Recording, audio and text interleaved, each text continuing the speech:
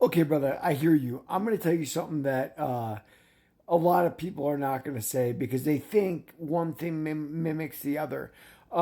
Winning in the fight game is great, right? But what I've noticed about most champions is they have outsized egos. That's what you'll find about most, financiers who make it, or most people in life who step on others to get ahead. I will tell you, there's more tests than that, and more important tests to being a man. I think that martial arts also teaches respect, discipline, and it certainly doesn't teach that winning at all costs is the only thing, because that's not necessarily true.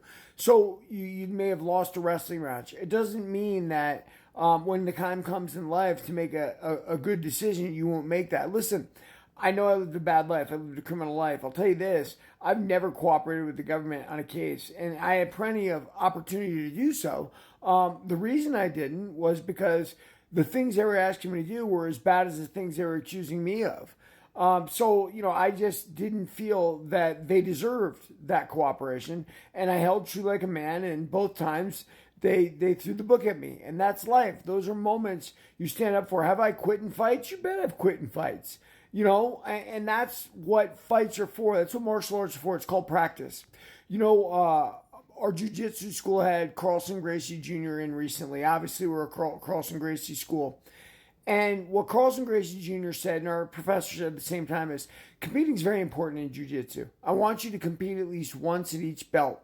But that's it. Because the things you get from jiu-jitsu beyond the competition are what's important, right? The discipline, you working the brain while you're working the body at the same time. So it's not just physical prowess, it's mental prowess and mental acuity you're gaining as you're sticking with an art and learning its basics and learning its advanced techniques and becoming a better person ideally when you do that. I'll tell you a story. I was going through Oklahoma City. It's where the feds send everybody before they branch them out to whatever prison they're going to. And the marshal looked at my record. It says Gambino Associate, boxer, black belt.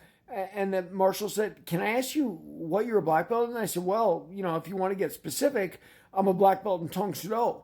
And he goes, "Oh."